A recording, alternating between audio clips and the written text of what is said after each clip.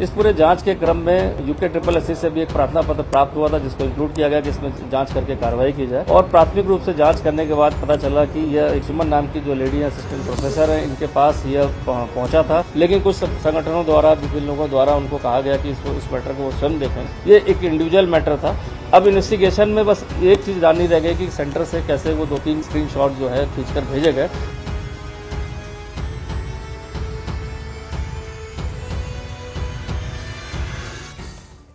रविवार 21 सितंबर को social media पर यूके ट्रिपल एससी स्नातक स्तरीय भर्ती परीक्षा के प्रश्न पत्र के फोटो और स्क्रीनशॉट वायरल होने के मामले में एसएसपी देहरादून ने तुरंत विशेष जांच दल एसआईटी का गठन किया। यूके ट्रिपल एससी ने भी एसएसपी को प्रार्थना पत्र देकर जांच की मांग की थी। एसएसपी अजय सिंह ने बताया कि प्रारंभिक जांच में सामने आया कि परीक्षा शुरू होने से पहले कोई लीक नहीं हुई थी। सोशल मीडिया पर प्रश्न पत्र के स्क्रीनशॉट परीक्षा शुरू होने के लगभग 35 मिनट बाद साझा किए गए।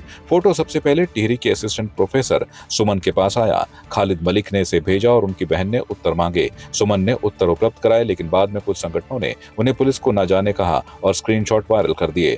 थाना रायपुर में उत्तराखंड प्रतियोगी परीक्षा भर्ती में अनुचित साधनों की रोकथाम अधिनियम 2023 के तहत मामला दर्ज किया गया है। जांच में किसी संगठित गिरोह की संलिप्तता नहीं मिली है। अभियुक्तों की पहचान कर टीमों को गिरफ्तारी के लिए रवाना कर दिया गया है। आज स्नातक परीक्षा को लेकर दोपहर में करीब 1:15 से 1 बजे से लेकर 1:30 बजे के बीच सोशल मीडिया में कुछ ऐसी पोस्ट वायरल हुई थी, जिसमें ऐसा था कि उसमें कुछ पेपर जो है 11:30 बजे के करीब जो है कहीं लीक हुआ था, जिसके 2-3 पन्ने जो है स्क्रीनशॉट शेयर किए गए थे। क्योंकि जैसे ही ये सूचना प्राप्त हुई, पुलिस द्वारा भी इसमें एक स्पेशल टीम बना दी गई थी जांच के लिए, जिसमें एसटीएफ हो, हमारी सिविल पुलिस हो, सभी लोग एक टीम बनाकर इसकी जांच की गई। इस पूरे जांच के क्रम में यूके ट्रिपल एससी से भी एक प्रार्थना पत्र प्राप्त हुआ था, जिसको इंक्लूड किया गया कि इसमें जांच करके कार्रवाई की जाए। और प्राथमिक रूप से जांच करने के बाद पता चला कि यह एक सुमन नाम की जो लेडी असिस्टेंट प्रोफेसर है, इनके पास यह पहुंचा था और ये कहते हुए कि इसमें आप 15-20 क्वेश्चन है, और जो कोई खालिद नाम के व्यक्ति जिनसे उनका परिचय था, उनकी बहन के द्वारा किया गया था कि इसमें हमें इसके आंसर जानने हैं। और जब उनको थोड़ा सा शक हुआ तो उन्होंने पूछा भी कि ये क्वेश्चन पेपर कहाँ से आया, चूंकि इसमें कुछ ओएमआर की शीट की भी फोटो दिखाई दे रही है, और उन्होंने इसके स्क्रीनशॉट सेव कर लिए। साथ ही साथ उनके द्वारा जो है इसमें यह भी बताया गया कि उन्होंने और लोगों से कंसल्ट किया और पुलिस में इसकी कंप्लेंट देने की बात की, चूंकि उनको शक हो गया था कि कहीं ना कहीं कुछ गड़बड़ है, और उनको ट्रैप में फंसाकर ये 15-20 क्वेश्चन के आंसर पूछे गए हैं, जो उनके हस्तलिखित में वापस भी किए गए थे। लेकिन कुछ संगठनों द्वारा, विभिन्न लोगों द्वारा उनको कहा गया कि इस मैटर को वो स्वयं देखेंगे, और इसके द्वारा उनके द्वारा पुलिस को शिकायत नहीं की गई। चूंकि अब पूरी चेन में हमने कनेक्ट कर लिया है इस पेपर को, जो खालिद नाम का व्यक्ति, जो खुद भी एक परीक्षार्थी जैसा अभी पता चला है बैठा था, उसने अपनी बहन को ये फोन अपना उपलब्ध कराया था, जिसके माध्यम से इनके जानने वाले तक ये पेपर पहुंचा था। पेपर के कुछ क्वेश्चन पहुंचे थे और जिसमें उनके आंसर की बात कही गई, जो आंसर दिए गए। तो कहीं ना कहीं झांसे में लेकर उस आंसर को सॉल्व किया गया।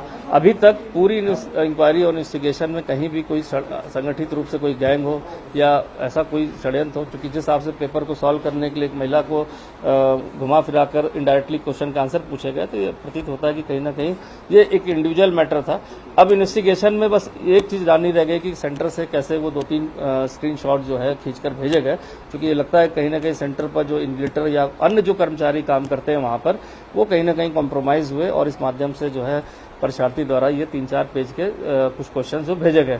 और अभी हमारी टीम लगी हुई है, जिसमें जिस लड़की द्वारा ये क्वेश्चन को शेयर किया गया था सॉल्व करने के लिए, वो भी हमारी हिरासत में पूछताछ में है और हमारी टीम एकदम क्लोज पहुंच चुकी है। मुझे लगता है आने वाले समय में इस पूरे प्रकरण से पर्दाफाश भी होगा।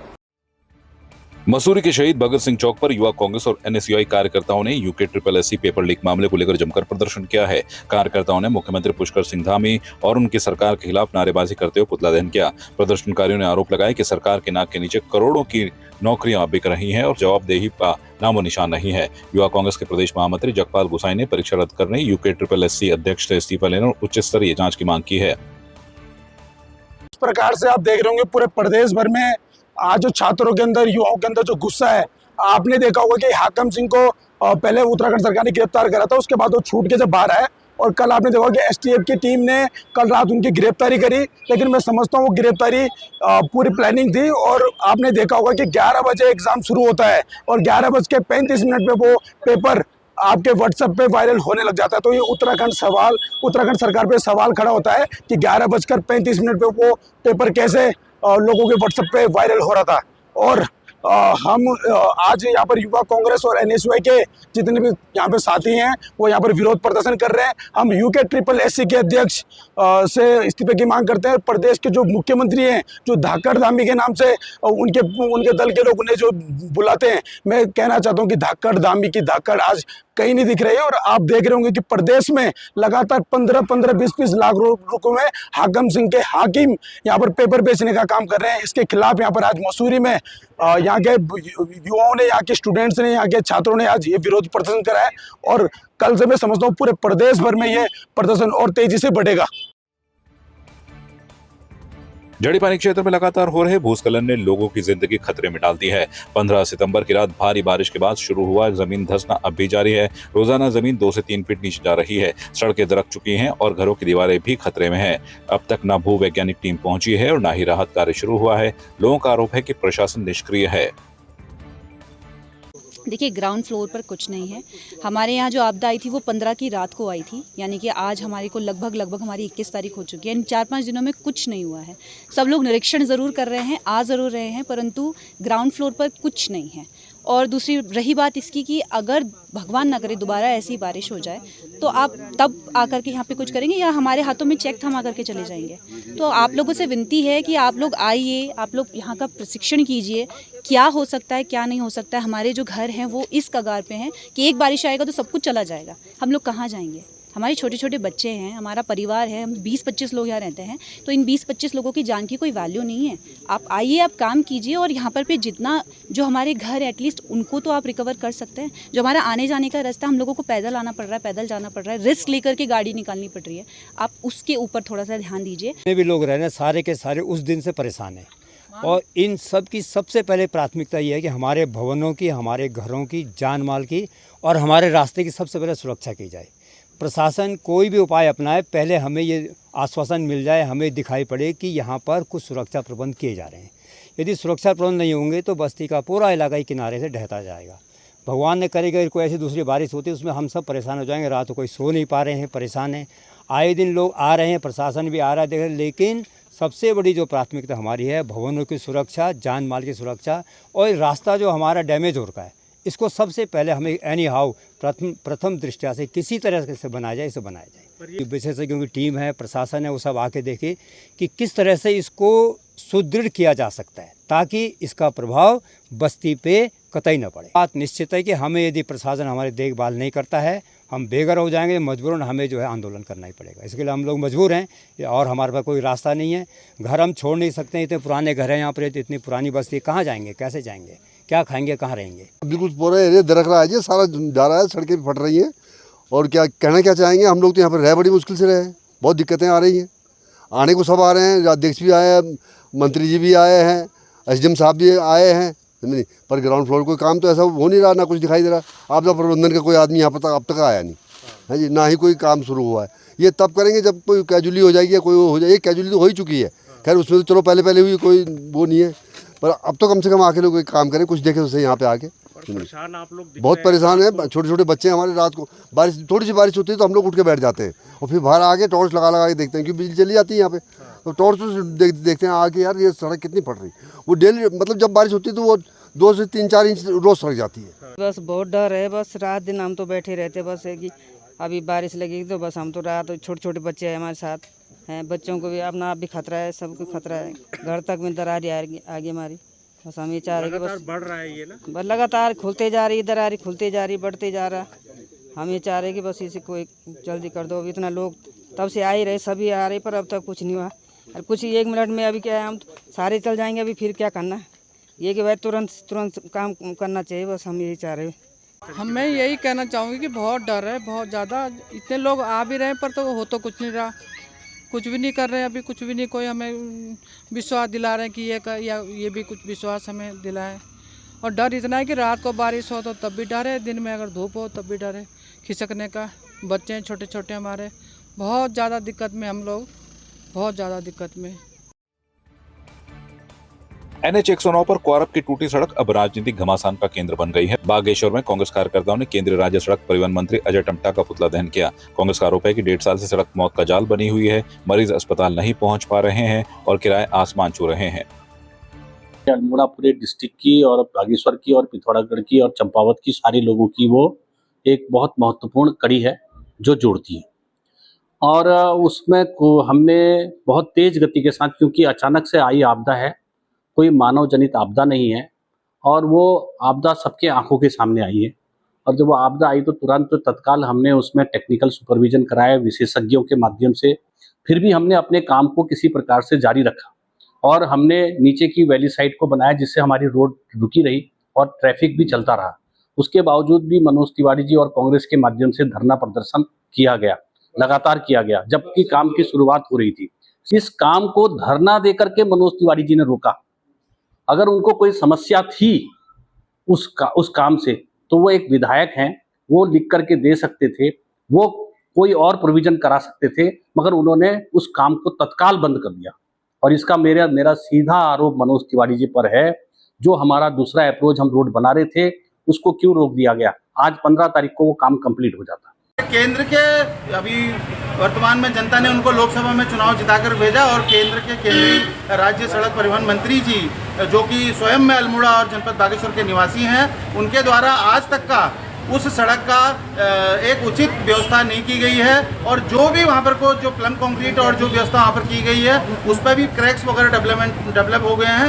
माननीय मंत्री जी कुछ भी कहते हैं आज की तारीख में, यहाँ की जनता के साथ जो उनने बागेश्वर, चंपावत, अल्मोड़ा की जनता के साथ जो परीक्षण करने का काम कर रहे हैं, ये परीक्षण ये नहीं कि जो उनने मनोज तिवारी जी के ऊपर आरोप लगाया कि काम नहीं करने दे रहे, तो वो काम की कीमत को देखें कि वो काम की कीमत कितनी है। 51 करोड़ रुपया एक है, 17.5 करोड़ रुपये एक है, और 10 करोड़ का एक टेंडर अपने चहेते को देने का काम कर रहे हैं।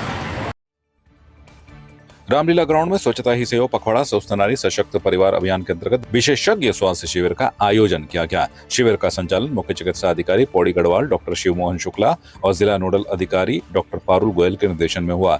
इसमें विभिन्न रोगों की जांच, परामर्श और निःशुल्क दवाइयों का वितरण किया गया। साथ ही तंबाकू सेवन के दुष्प्रभावों और नशा मुक्ति के लिए जागरूकता अभियान चलाया गया। कार्यक्रम के मुख्य अतिथि स्वास्थ्य मंत्री डॉक्टर धन सिंह रावत रहे। पूरे प्रदेश में 17 सितंबर से लेकर 2 अक्टूबर गांधी जयंती तक हम लगभग 4,500 स्वास्थ्य शिविर लगा रहे हैं, जिसकी थीम है स्वस्थ नारी सशक्त परिवार। और ये हमारे प्रधानमंत्री जी की बड़ी कल्पना है कि इन शिविरों में सबको दवाइयाँ फ्री मिल जाएंगी, सबकी जांचें फ्री होंगी, सबको जो है 1 रुपये किसी को नहीं देना पड़ेगा। और अभी तक इन 4 दिनों में 2.5 लाख से ज़्यादा लोग हमारे शिविरों का लाभ उठा चुके हैं। इन शिविरों में हम निक्षय मित्र भी बना रहे हैं, टीबी मुक्त उत्तराखंड बनाने का भी जो हमारा टारगेट है।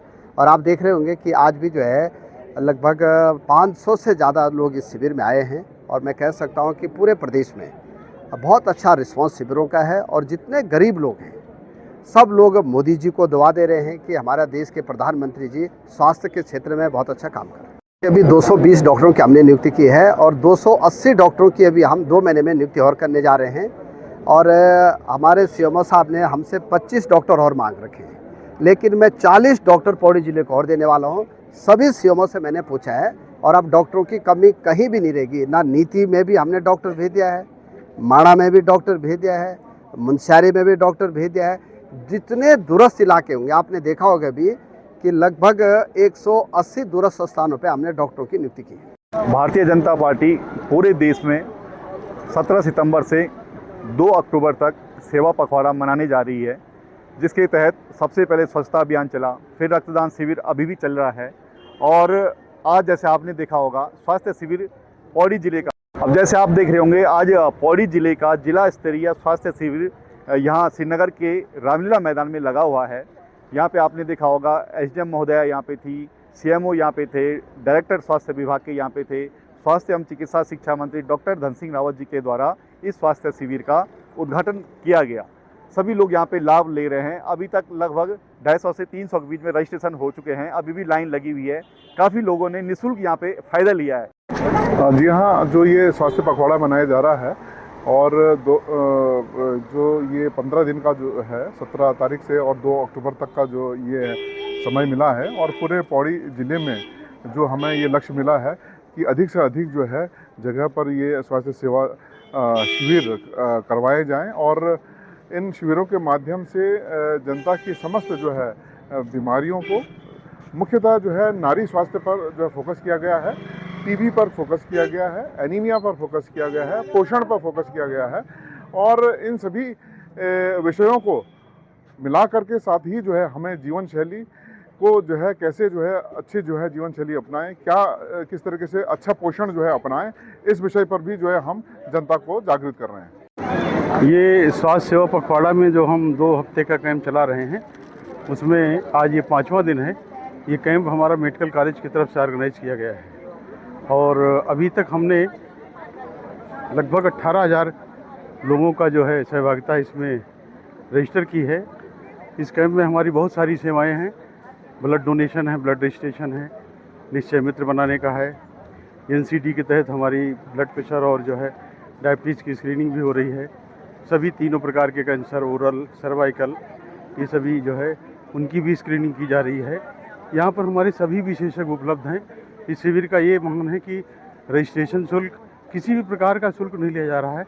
हमारे हड्डी रोग विशेषज्ञ, फिजिशियन, ईएनटी, आई और गायनी और डेंटल, ये सभी हमारे विशेषज्ञ उपलब्ध हैं। दवाइयाँ भी सभी प्रकार की उपलब्ध हैं, दवाइयों में कोई कमी नहीं है और ब्लड के लिए रजिस्ट्रेशन हो रहा है। हमारे इस कैंप में सभी प्रकार की दवाइयाँ और सभी सेवाएं निःशुल्क मिल रही हैं। प्रधानमंत्री जी श्री नरेंद्र मोदी जी के जन्म दिवस से लेकर 2 अक्टूबर तक जो ये पखवाड़ा चल रहा है, इसमें स्वस्थ नारी और स्वस्थ परिवार के तौर पे ये जो एजेंडा को लेकर चला ये कार्यक्रम चल रहा है। इसमें अलग अलग जगहों पर ये कैंप लगाए जा रहे हैं, जिसके क्रम में आज यहाँ श्रीनगर में कैंप रहा है, जिसमें माननीय स्वास्थ्य मंत्री श्री डॉक्टर धन सिंह रावत जी भी आए थे। तो इसमें हमारे पास जो आज ऑर्थो के लगभग 75 से 80 मरीज आए हैं हमारे पास। उसमें मुख्यतः जो मरीज आए हैं वो कमर दर्द के साथ में, सर्वाइकल की दिक्कत के साथ में और घुटनों के ऑस्टियोआर्थराइटिस के जो सिम्टम्स रहते हैं उसके साथ में मरीज आए मेनली, और जो पैरों में मोच के साथ में इस तरीके की दिक्कतों के साथ लोग ज़्यादा आए हमारे पास। और उनको कुछ दवाइयाँ दी गई हैं और उनको बताया गया है कि दवाइयाँ से कुछ साथ साथ में परहेज़ भी कराए गए हैं। अगर वो करके आराम मिले तो बढ़िया है और नहीं तो फिर एक बार हॉस्पिटल में भी फॉलोअप के लिए बुलाया गया उनको। कुछ स्वास्थ्य मंत्री डॉक्टर धन सिंह रावत जी बहुत ही अच्छा काम कर रहे हैं। आज उन्होंने यहाँ रामलीला ग्राउंड में स्वास्थ्य शिविर कैंप लगाया है और यहाँ पे नेत्र जांच, कान की जांच और ये क्या नाम है हड्डी वाले भी, हड्डी की वगैरह की भी, अस्थि विशेषज्ञ भी हैं, मतलब वो जांच, और बीपी, शुगर सभी की बहुत अच्छी जांच हो रही है। और यहाँ पे हमने आंखें टेस्ट करवाई हैं खुद की, हमारी फ्रेंड्स ने भी करवाई है और हमें मतलब टेस्ट भी बहुत अच्छे से हुआ और हमें फ्री में चश्मा भी मिला है। मतलब हमें यहाँ सबकी व्यवस्था देखकर हमें बहुत अच्छा लगा। डॉक्टर धन सिंह रावत जी हमारे लिए बहुत अच्छा कार्य कर रही हैं। आपकी इस पर क्या राय है, हमें कमेंट कर जरूर बताएं। इसके साथ ही आप हमारे YouTube चैनल को सब्सक्राइब कीजिए। आप हमें Facebook, Instagram, Twitter पर फॉलो भी कर सकते हैं और संवाद 365 के साथ एक क्लिक में जुड़ने के लिए डाउनलोड कीजिए संवाद 365 ऐप।